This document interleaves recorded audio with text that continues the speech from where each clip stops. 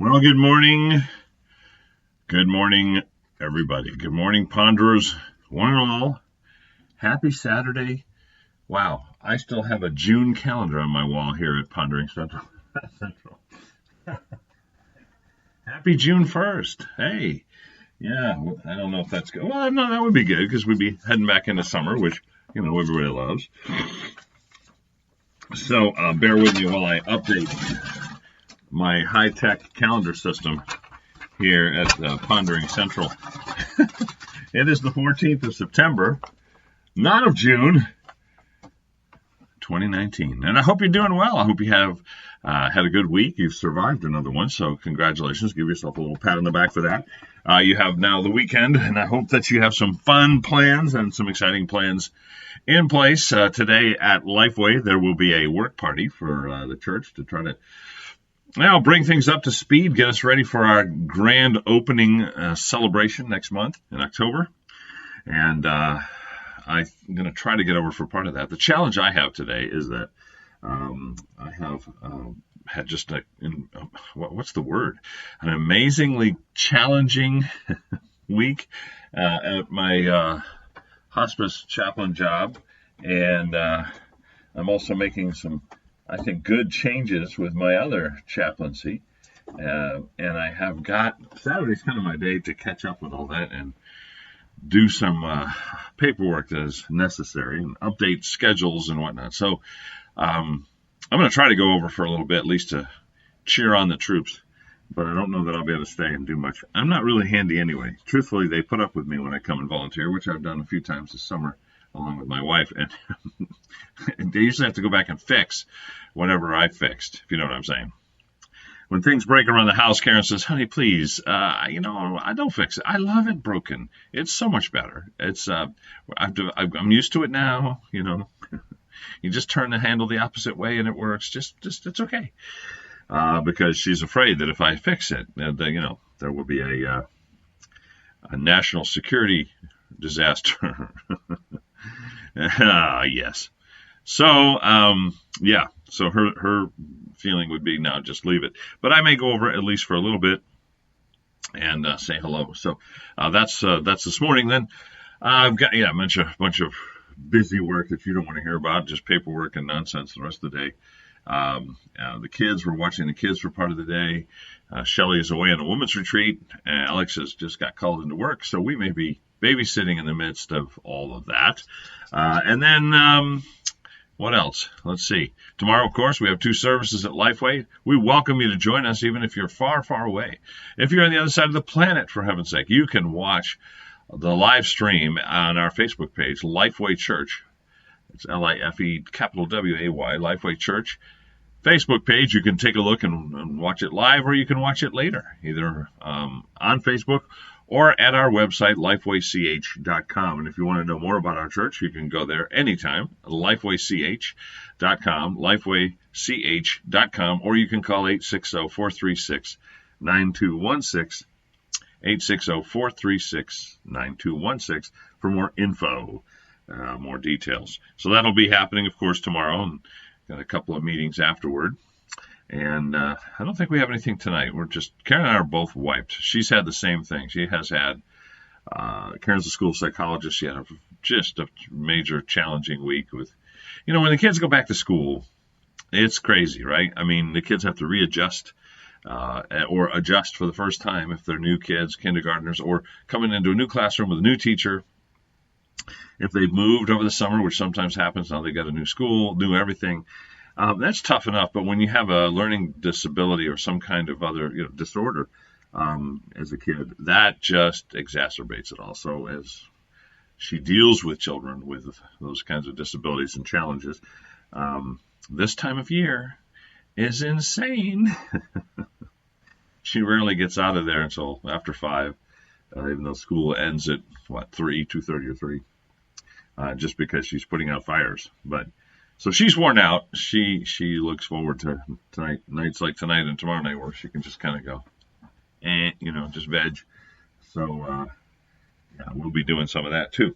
But a lot of exciting things happening. The church is growing. The church is expanding its ministry reach. We're developing and releasing some new ministries, working on people. We've got several pastors in training right now, which we're excited about for the future. And my chaplaincy has grown. In fact, I may be taking on some bereavement counseling or coordinating, which is basically the role of what happens after. See, with a chaplaincy for hospice, you're with the family, with the patient, until they pass, and then usually during that next week or so, there's a handoff to a bereavement counselor who works with them over the next year to just help them through their grief and kind of readjusting and moving on with life.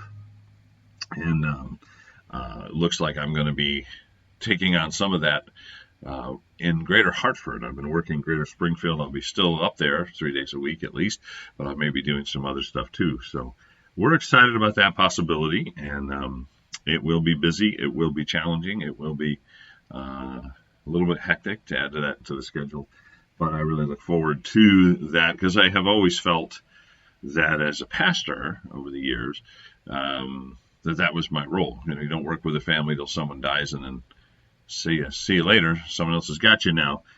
Typically, the most intense work through the death and dying process is the aftercare for people that are, grieving now. They're alone or they're missing this person. So anyway, I'm going to be doing some more of that. I learned so much in this, and it's really amazing the opportunities that come with this hospice ministry. I find that I really bond with people because it is such an intense time.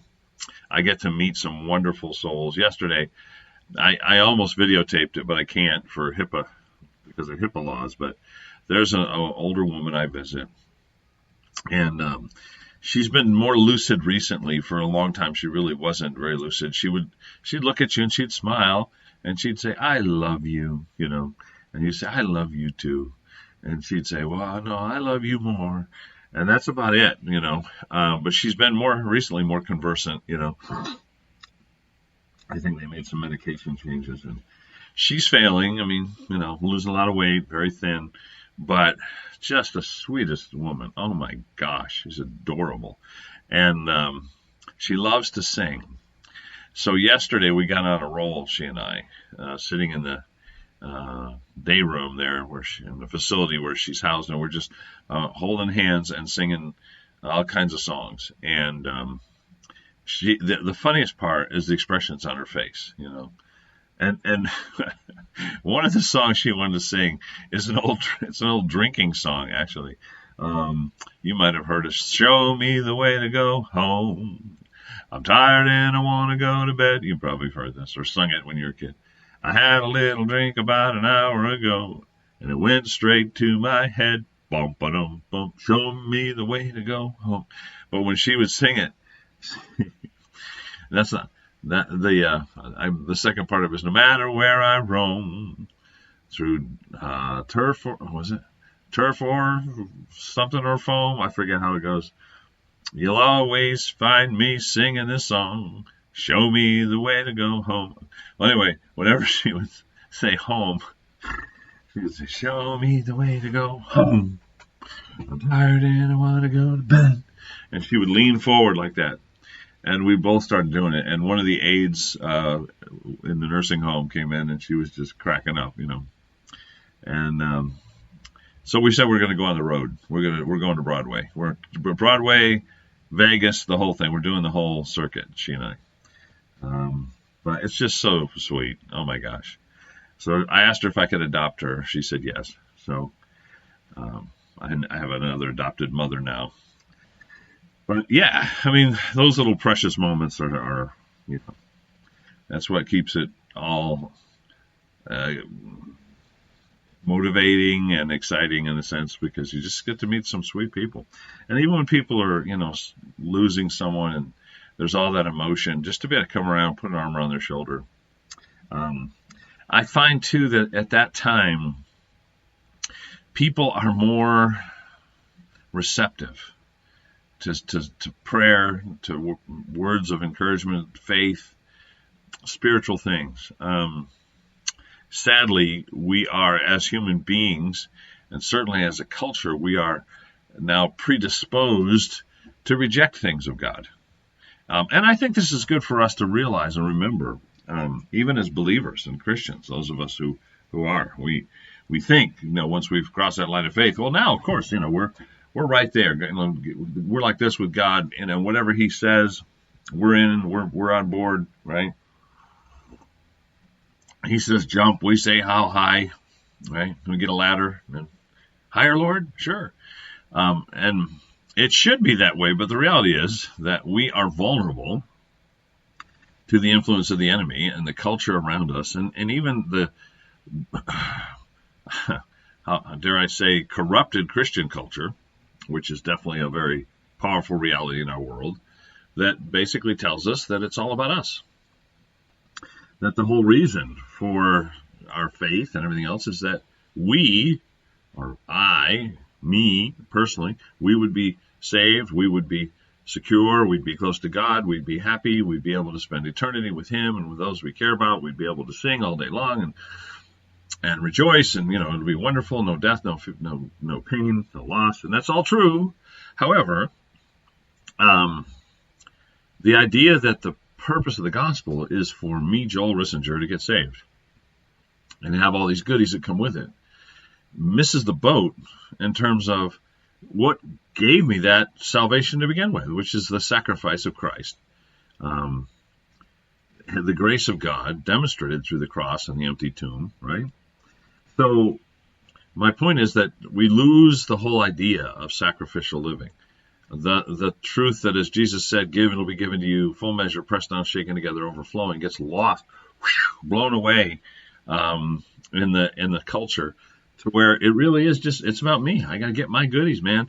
I got to get my covering of the blood. I got to get my, right? And that then makes us vulnerable to thinking that Christianity is just narcissism. It's all about me, baby.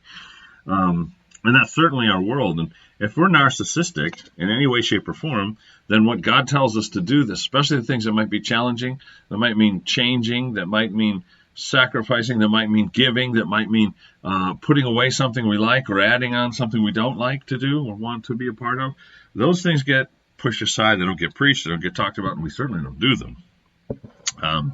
So we are predisposed to go against Him, just as in the garden. From the time that Adam and Eve ate from the tree of the knowledge of good and evil, telling God, no, we got this. We'll decide right and wrong. You just take a hike and leave us alone. From that point forward, we're vulnerable to those things. But when we face death, and its ugly jaws are opened, and the teeth are flashing, and it's growling at us, and we're on a conveyor belt headed right into the mouth of it, it somewhat humbles us. Yeah, Deanne. Thank you, Deanne. I love you. You're awesome. She says He wants us to love others like He loved. Get over yourself. Exactly. We got to get over ourselves. But when we're facing that end of life and the loss of all these physical things, this whole life that we've known, it often does cause us to change our tune. We're not so focused anymore on just, what I want, what I think, my opinions. I'm astounded at how often, as a pastor, I see people that are just totally oppositional when it comes to God's word and what He says. If He says up, we'll go down. If He says left, we'll go right. If He says in, we want out. And that's just the way that, again, that's the fruit of the knowledge of the tree of the knowledge of good and evil, from the Garden of Eden in Genesis. We're supposed to reject that when we come to faith. We're supposed to choose the fruit of the Spirit: love, joy, peace, patience, kindness, goodness, faith, gentleness, self-control, Galatians 5:22-23. That's what we're supposed to choose, as opposed to the fruit of the flesh, which is everything else but that, right? But we don't. We often don't.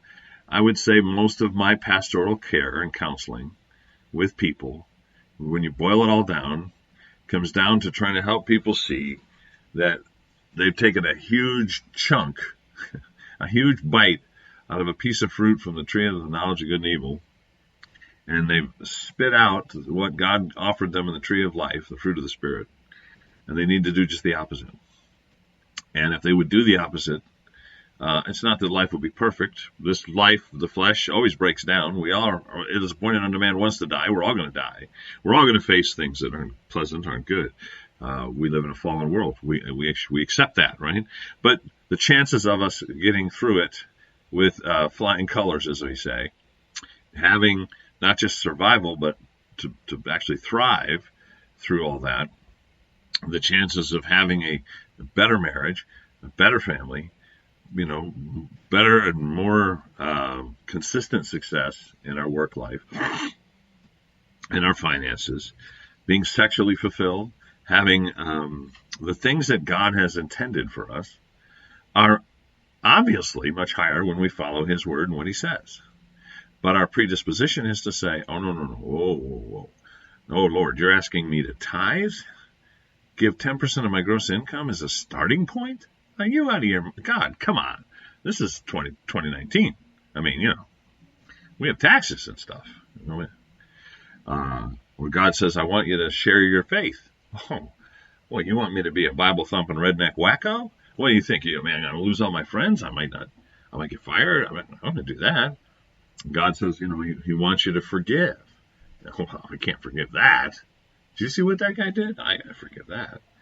God tells us, you just go right down the list, whatever it is he tells us to do. We've got an oppositional, stiff-spined response. And that often gets softened when we're staring down the face of death. When the Grim Reaper is standing in the doorway, and the sickle is glinting in the light, we tend to think, well, God, maybe, I might be open to some change. Can you give me a few more minutes, a few more hours, a few more days? And that's when sometimes we really get to speak into people's life. And I don't mean just trying to get them to pray the prayer of salvation, because I rarely actually get to do that. Often people know him, and they just haven't been walking with him, or they haven't been thinking about these things. And with a few words here and there, we can come to that point. But it's not even that. I'm talking about just coming to the point of real surrender, like full on, unconditional, no fine print, just awareness of and need for and love for a God who would forgive, a God who would offer eternity, a God who would bless, a God who would comfort, a God who would give family what they need when maybe the primary bread earner or the patriarch or matriarch is gone. We want that God, and we need that God. And when we're on that conveyor belt, like I described earlier, we know we need and are ready for him to do what he does and not to fight back, not to resist. And that's a beautiful time, because hearts are open and people are receptive, and they can get the comfort that only God can give. You can't be comforted by God when you're fighting him. If you're resisting him in his face all the time, how are you going to be comforted? You ever have it's a good example, a 2-year-old, and you want to just bring them up in your lap and cuddle them and tell them you love them and give them smooches and tickle them, play with their hair and just goof around, and you just love them. You just want to squeeze them. They're just cute as a bug, right? But they're being a 2-year-old, right? They're being oppositional. They're being a brat. They're screaming. They're retching. Right? It's really hard to comfort and cuddle a retching, screaming, fit pitching 2-year-old, right? And sometimes that's you and me, and God is waiting for us to calm down and then climb up in his lap and be blessed. So there you go. Thoughts from the hospice chaplain. Let me see. Deanne says, Romans 5:8, the Robert Patterson quote. Oh, this is good. Let me read it to you. God showed his great love for us by sending Christ to die for us while we were still sinners. Amen. It wasn't the nails, but his love that kept Jesus on the cross. His greatest example of love, he sacrificed his flesh and his will for love. What are you willing to sacrifice to love others like Christ? Amen. My next book, I think, will be Sacrificial Living or Crucified Living. I've had the Crucified Church, the Crucified Couple. I think I'm going to do the Crucified Life or Crucified Living. I think there is a book already called The Crucified Life, but we'll see. Take a look at that again. But the title's still a work in progress, but the theme is pretty much what you just quoted there, Dee. We need to recognize that we are designed to be sacrificial. And when we choose not to be, which we always do, because that's, again, the fruit of that tree in the garden, is selfish, narcissistic behavior. When we choose not to be sacrificial, we're miserable. We make horrible choices. We choose girlfriends and boyfriends that aren't godly.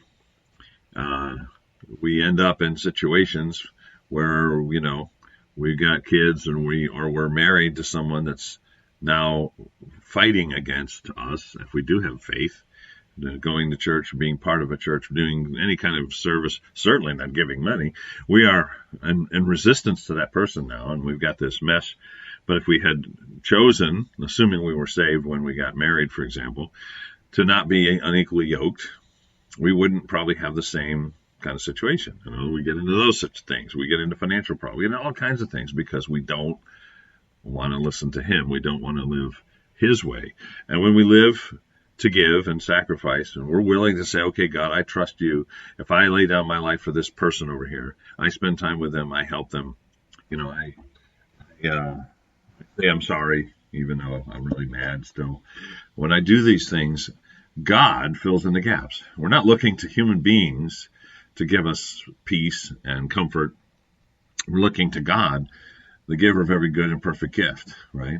And so sacrificial living is a dependency and a total trust in God. And I would argue that it's the essence of what it means to be a Christian. Faith is trust in God, absolute trust. It's not a feeling. It's not an emotion. It's not just an academic decision to agree with something that's obviously factual, like the resurrection of Jesus. Obviously factual, historically proven. I can choose to believe it. Oh, wow, good for me. It's like choosing to believe in gravity, Not a difficult thing when you look at it closely. If you've ever tripped and fallen, you don't have to think hard about believing in gravity. If you do a little homework, you'll find out that choosing to believe in Jesus or his resurrection is the same kind of thing. Historically unquestionable. But so what? The demons believe Jesus rose from the dead on the third day. Does that make them Christians? Does that make them wonderful, loving examples of, how to function? No. Faith is absolute trust in God that leads to obedience. The obedience isn't what saves, but the trust is what enables the obedience that's a sign of that salvation. So when you're walking away from him every 5 minutes and arguing, fighting back, and resisting everything he tells you to do, you might have to question whether you're really saved. And the issue is whether or not you truly trust him. Because, see, if you trust him, you're going to go ahead and make sacrifices and expect that he'll fill in the gap. Think about it. How can I say I trust something? I say, for example, this chair. I use this example a lot. If I say to you, audience, I love and trust this chair, but the whole time I'm speaking to you, I'm standing. This is a great chair. It's powerful. It's strong. It'll hold me. It's really comfortable, but I won't sit down. And maybe one of you posts here on the screen, why don't you sit down, Pastor? Oh, no, I don't do that. But it's a good chair. I really believe it. I think it's solid. I've looked it over. I've looked at the specs and the construction. It's a solid chair. It's a good chair. It looks like it's got nice padding. It's a comfortable chair, but I'm not going to sit in it because I don't want to fall over. Well, do I really have faith in that chair? Trust in that chair? And the answer is no. How do you know? Because of my actions. I'm not going to sit in it. I can say I believe academically it's a great chair all day long. I can feel good about the chair. I could get all emotional about the people that built it and their heritage and, the love that went into creating this chair by hand and putting all the parts together and designing it for the maximum comfort. And I can even get mushy about it. But if I refuse to sit in it, I don't believe in it.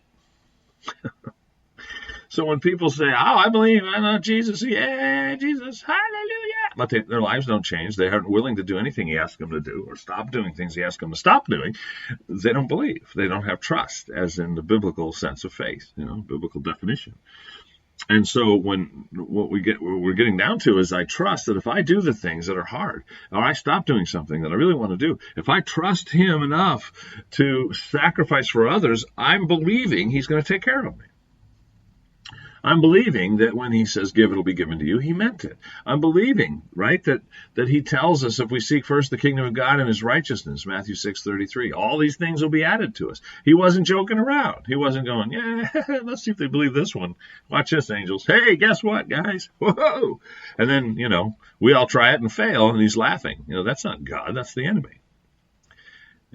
God is a God who keeps his word. So if I believe that, I trust that what he asked me to do is good, and what he asked me not to do is bad, and I should avoid it. And if I follow that to the best of my ability through the power of the Holy Spirit and ongoing direction from his word, I'm going to have a better life, spiritually, mentally, physically, emotionally, than I would otherwise.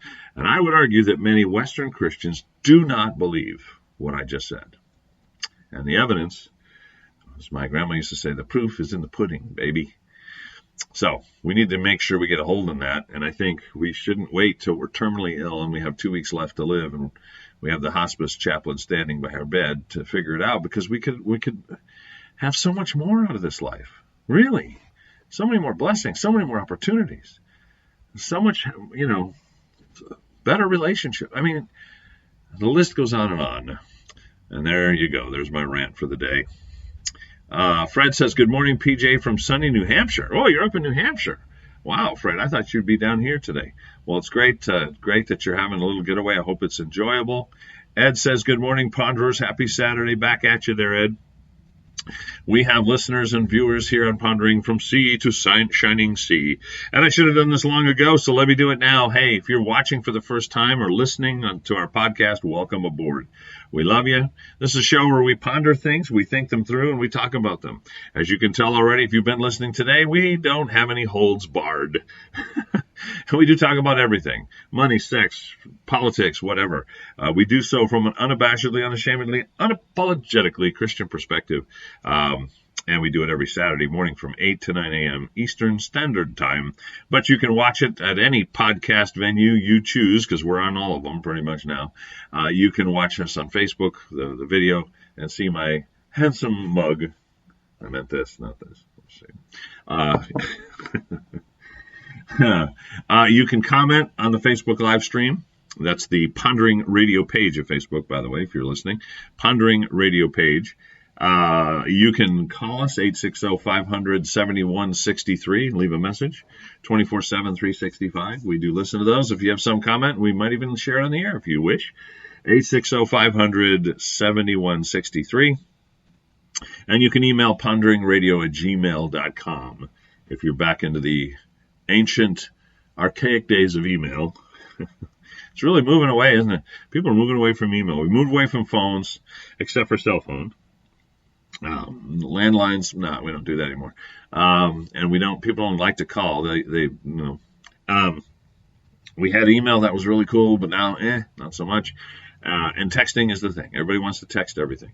It drives me crazy because I have fat thumbs, big thumbs. And so texting to me is like agony. And I always get it wrong. And then I try to use voice recognition software. And sometimes it's great. Sometimes it's downright dangerous. The things it thinks I say. Always edit carefully your text before you hit send if you're using voice recognition software, because you might end up losing a lot of friends or worse. But anyway, you can do that. You can even text us. I don't mind if you want to text. I can give you that number. It's 860-938-2725. 860-938-2725 if you wish to text, to make comments, or to participate in the Pondering Radio experience.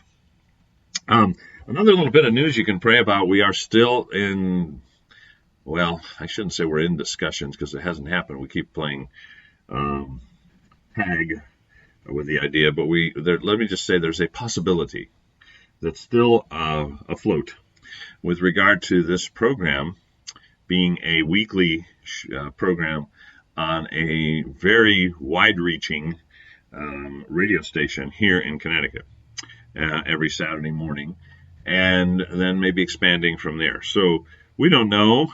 I don't know yet. We're praying about that and trying to have some conversations with various station personnel, and we will see. But I will keep you posted. And if that happens, it'll change the format a bit. Obviously, it'll be more of a formal talk show format than this is. But I would wish to still broadcast live on Facebook, still podcast, record for podcast, and we'll see how that progresses. We will probably, because of the nature of the station, to be more focused on political commentary and so forth, but we'll see how that develops and whether or not that's the direction we're going to go in. And you can pray about that for us, and if God wants the door to open, then he'll kick it open and we'll walk through. If not, well, we're going to keep on keeping on here, all right? So it's, we did a little demo reel of some of our old Pondering program stuff, and Pastor Roger, who's a regular listener too here, and also fellow chaplain, he put that together for us. Gary Byron, my former co-host, who's now working at this station Monday through Friday, the morning show, helped him kind of pick and choose what clips to use and put this together. It's pretty humorous. It's pretty funny. I don't know if there's a way for me to play it for you. There probably is. If I can figure that out, I'll let you hear it. But it is kind of funny. And he put it together, and the station owner and manager loved it. So we'll see where that goes, if it goes anywhere next. But keep that in prayer if you would. Just think about that. And we want to do it if it's a God thing and if it's going to produce some good fruit. I love the radio thing. It's always been fun for me to play around with it. But this would be a pretty big weekly commitment. So we'll see if that's something we should go ahead and do. I'm just looking while I'm talking, so don't mind me if I look distracted here, but I'm thinking maybe I can play that for you, and if I can, I will. So let's see here. We'll keep going. But yeah, it's, what I'll do? I'll tell you what I'll do. Rather than fool around with it now, when I'm done and I upload the program for the day, I will post on our Pondering Radio page of Facebook. I'll post a link to the clip if you'd like to hear it. And it's just Gary and I, and sometimes Al Kim goofing around, having fun. There's some clips of some interviews. There were some callers who called in and some fun we had with them. And just a little sample that we threw out there to say, hey, there's the kind of thing we would do if we were given the opportunity to do so. All right, so that's that. I want to hear from you guys about your weekend plans, what's going on, what's been on your mind. Did you watch the debates this week? There were more Democratic presidential debates.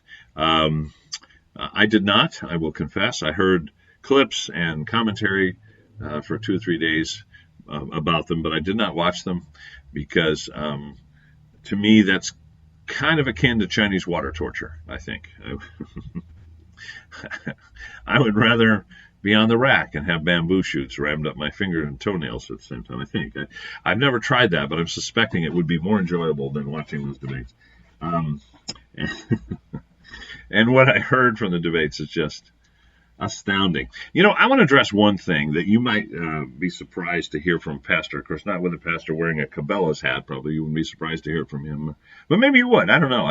I was talking to someone who's, sweetheart, great person I respect, social worker who is a regular church attender and, a Christian.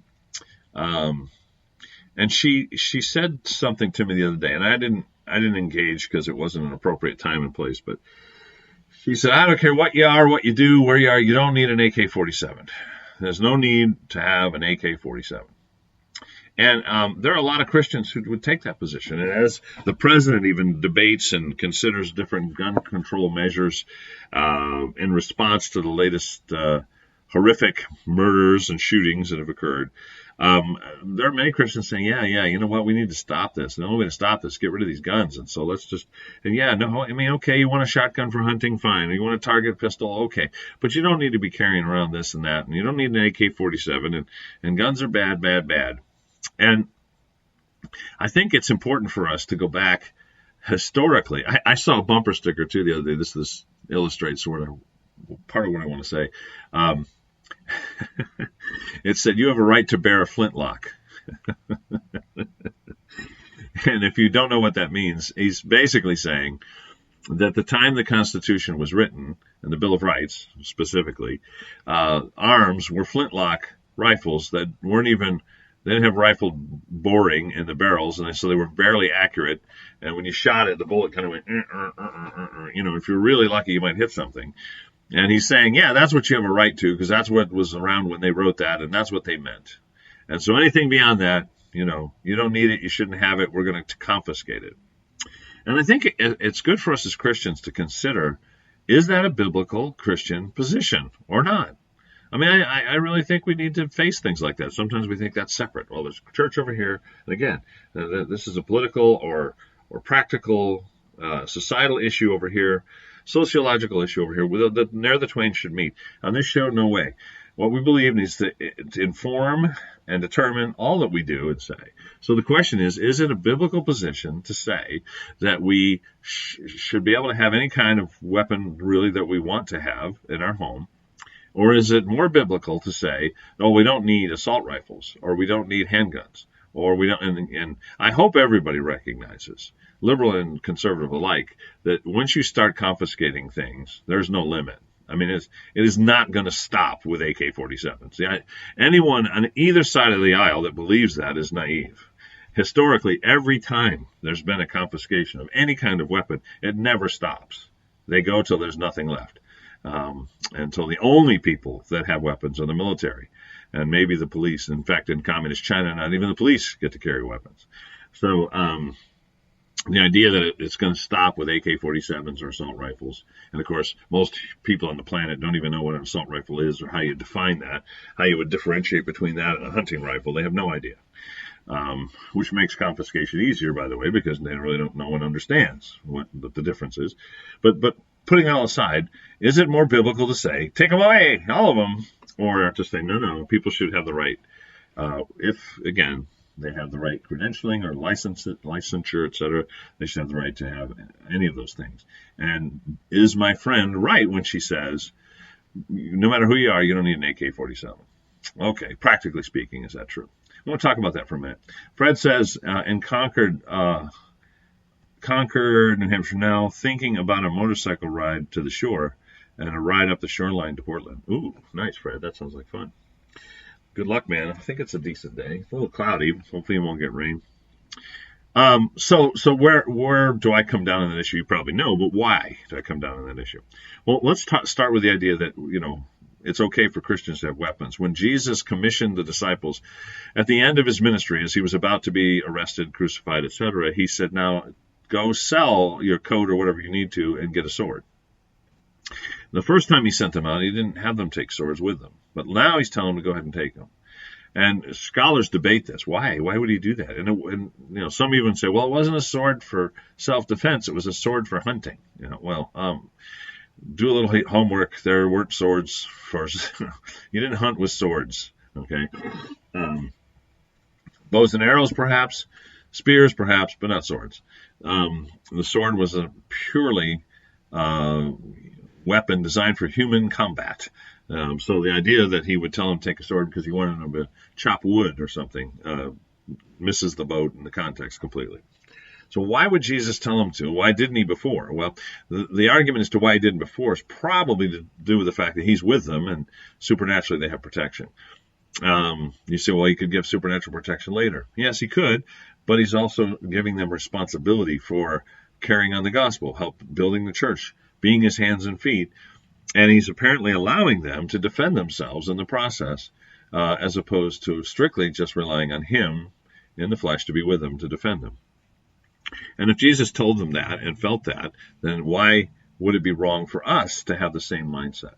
Okay, so that's number one. We need to lay that groundwork that it's okay And then in Romans 13, 12 and 13, I think it's 12 and 13. No, 13.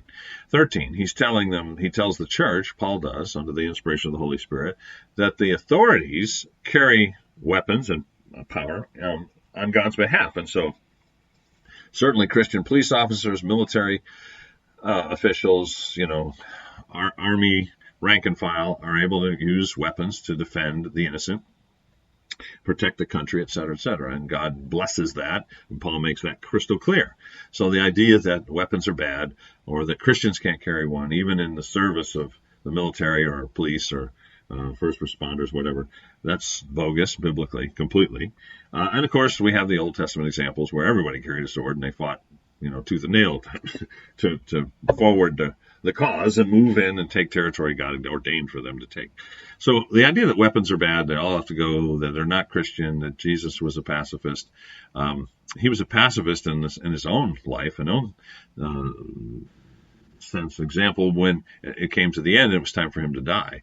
But he did not tell the disciples that they had to be so, that they could not use a sword or whatever for self-defense. He certainly did not tell those in authority, whether they were soldiers or whatever they were, that they couldn't use weapons in self-defense.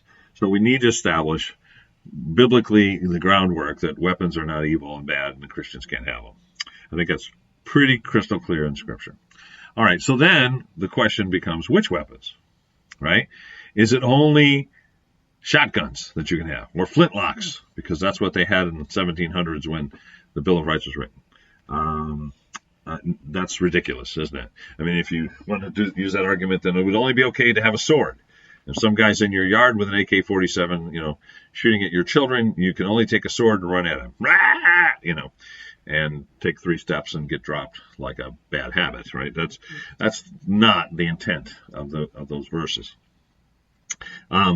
So, and that brings me to the modern example that this woman said, this Christian lady, well, you don't need an AK-47. Well, if your purpose is strictly target shooting or hunting deer, you don't need an AK-47. I've hunted deer with shotguns and done very well, thank you, in the past. My family has, at least more than me, but I have too. Yes, true. You don't need an AK-47 to hunt deer. But the spirit behind our constitutional right and the spirit behind Jesus' words when he told them to take a sword, or he told them that the authorities don't bear the sword in vain, is that whatever is necessary to defend against an oppressor, those that are evil, those who have cruel intent, is what you should be having and able to have, right? Now, our founding fathers had just come out of an oppressive government. They had been abused and mistreated by the king in England forever. Not forever, but for decades. And they wanted out. And they from the time of the Pilgrims forward, there was a move toward independence. And they knew that in order to have independence, they'd have to fight. And they knew that if they won, they wanted a government that would not have the same opportunity to oppress its own people ever again. Ergo, George Washington refused to be a king. Before the Constitution was even finished, he refused because they wanted to make him king. And he said no. They didn't want another king. They didn't want to be under that oppression. They did look at the Old Testament scriptures when Israel demanded a king and God told them, don't go there. Don't go there. No, you won't like it. Here's what he's going to do to you. And George Washington and others believed that and said, no, we're not going to set up a government with a king. In fact, we're going to set up a government of the people, by the people, for the people. And we're going to make sure that the citizenry has the right to defend and the ability to defend themselves. So they're never again oppressed like this. So when they wrote the Bill of Rights and said that people have the right to keep and bear arms, to keep them at home and to carry them, that's what that means. Their heart was to make sure they were not abused by a cruel dictatorial government ever again. Now, this was after they designed a government with 3 branches and no king. Okay, so the argument that, well, that's because they had a king. Nope, that's not why. It was already a done deal. They knew what they were designing, and they knew that it would be a representative republic, and they did not add that clause, that amendment to the Bill of Rights to protect against the king, because they'd already determined there wouldn't be one. Well, what they wanted to be sure was that if the wrong forces took over and there was an abusive local, state, federal, governmental system, that people would have the ability to defend themselves against it. That authorities would have to think twice before they kicked down a door and started shooting people, because somebody might shoot back.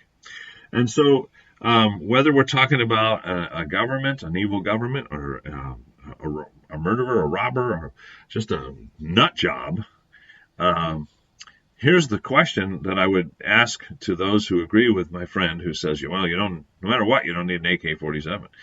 If somebody in your yard is armed and looking to hurt your family, and they have an AK-47, because, by the way, we can ban them all day long, but we'll never get rid of them. The black market, oh my gosh, it'll take off like a rocket selling all that stuff if we ban it. We all know that. We saw that with prohibition. We've seen that with drugs. Ban something, the black market takes off, man. And they will get those weapons. And by the way, they're not hard to build from scratch, quite frankly. So you're not going to stop it. You're just going to magnify the evil use of it with people that will get their hands on it for nothing but evil intent, knowing that the rest of the citizenry can't defend themselves. In fact, for heaven's sake, the cops can't even. And we saw that in L.A. several years ago, where two bank robbers covered in Kevlar with every high-performance, high-powered automatic weapon possible strapped to their bodies mowed down policemen as they worked their way out of the bank. And the police had little .38 pistols, and they were no match for these guys. And that was the impetus to change some of the laws, even for law enforcement, what they could carry and have access to. And that's why you see some police departments now with tanks, SWAT teams with all this military gear because of that incident. I forget, was it in San Diego? I forget where it happened. There were two bank robbers that just armed to the teeth, and the cops were no match for them. So if there's a guy in your yard with an AK-47 who wants to kill you and your children, do you want a shotgun? Or would you rather have an AK-47 or better? I mean, this is not rocket science, right? If you say that no matter who you are, you don't need one of those, that's true until you encounter someone with ill intent who has one. And then all of a sudden, you need one. Or somebody does. That's with you to defend you. You ban all guns, so all people have is knives. But you say, I don't want a knife in my house. So someone comes at you with a knife, what do? You play rock, paper, scissors. You get your scissors out, try to defend yourself. I mean, it's craziness, but the fact is, the intent that Jesus had and clearly taught, and what Paul said and taught, is that we should be able to defend the innocent. And we should be able to do so with whatever firepower is necessary to defend the innocent, such that the bad guys don't have an advantage over the good guys. That's why it's okay for churches to have people who are, public safety people who are armed, because we don't need to have a situation like the Baptist church in Texas here a year or two ago, where someone just walks in and mows down innocent parishioners and nobody can stop them. That's ridiculous. Why? You think, well, God could have protected him. Yes, he could have. Or he could have, as he already did, tell people, like his disciples, hey, go ahead and get a sword. Bring a sword with you. And if we refuse to do that, is it his responsibility then to take over every time? Or should we have already been prepared to defend ourselves as he instructed the disciples? I think you know what side of that argument I'm sitting on. So I've heard that a lot, and I've heard Christians argue that that's a more spiritual view, that we would give up AK-47s or ultimately give up every gun because that's what Jesus would do. Well, Scripture would argue with that. Beg to differ with that idea. It's not true. And I don't think we have to be armed to the teeth, and we don't have to threaten anybody. It's like, was it Roosevelt who said, speak softly and carry a big stick? Once you carry the big stick, you tend to not have to use it as much. You might have to use it once. I remember my grandfather, and I might have told you this story before, walking to school, I think, when he was a kid. And there was a horse. He had to cross this field, and there was this big horse that was kind of mean. And as he would cross the field, the horse would chase him and try to bite him. And he would run for his life and dive under the fence. And, some of those fences were barbed wire. He'd tear his clothes or get cut. And this went on for several days, and finally he cut a big old hickory stick about that long, and he stuck it in his pants, and walked across the field. And this time when the horse came, this big old stallion comes at him across the field. He didn't run. And the horse runs right up to him, teeth bared, ears back, eyes flared like that. And he pulls out this stick and just crack across the nose, or across the bridge of the horse's nose. Dropped him right to his knees. Shook his head, like that. And Grandpa walked out of the field and kept going. Well, the next day, he had the hickory stick with him again. But when he got into the field, started crossing the field, the horse was eating, looked up at him, and went back to eating. He never had to use the stick again. So perhaps there's a lesson there, and not just for individuals, but for our country too. And I think the worst thing we could do is what these Democratic candidates want, which is the confiscation of all weapons. Historically, whenever that happens, and they say it's just the automatic or assault rifles and so forth, but again, that's never been the case. Never in the history of mankind has a culture banned one kind and left everything else alone. It's all or nothing, baby, and that's what happens. Or at least registered all so they can take them if they want. They know where they are. They haven't taken them yet. Like in Canada, they know where everyone is because every weapon has to be registered, even BB guns and 22 rifles, little squirrel killers. Everything is registered. So if they haven't taken it, they just know where they can get it when the time comes. That may be true, but it's not the ultimate end, is it? Never has been. So going down that path in historical terms has always led to an oppressive, dominant government, communist regime, some kind of fascist leadership. It's always gone that way. It was that way in Germany. It's that way in China. You name it. And so we don't want to head down that path. We don't need to head down that path. The problem with murders and all these horrible shootings isn't the guns. It's the people holding them. And quite honestly, sometimes the people who aren't holding them, meaning we leave our children defenseless by not having armed guards in school when we should. And so someone who's deranged can come in. They can come in with a butter knife and take out people if they're strong enough. We need to make sure we're doing better at defending the innocent, and that's why I'm a proponent of having armed officers in every school, elementary, etc., not just high school. So anyway, be that as it may, we're out of time. Thank you for joining us once again here on the Pondering Radio podcast. We will be here weekly, Saturday morning from 8 to 9 a.m. Tell your friends, neighbors, and complete strangers, and encourage them to join in and comment. And you can comment after the fact too. You don't have to just be here when we're live. You can post thoughts and ideas right on the Facebook page anytime you want. And we do read those and respond when appropriate. So take advantage of that. Call us if you want to leave a message, 860-500-7163, 860-500-7163. You can also email, as we often say, ponderingradio@gmail.com. And in the meantime, stay in the Word. Keep praying. Keep pondering. Do not check your brain at the door. Don't go with the flow with culture and what you hear on the news. Think it through. Consider what's being said and what's the source. And do I have all the information? Pray through stuff and make decisions that are in line with what God has for you and everyone around you. And that's the goal of this program, that we truly would think before we act. Think before we act. Sorry, my phone cut out. And really live out our faith in every aspect of life. So have a great week. We'll see you next Saturday. Bye for now.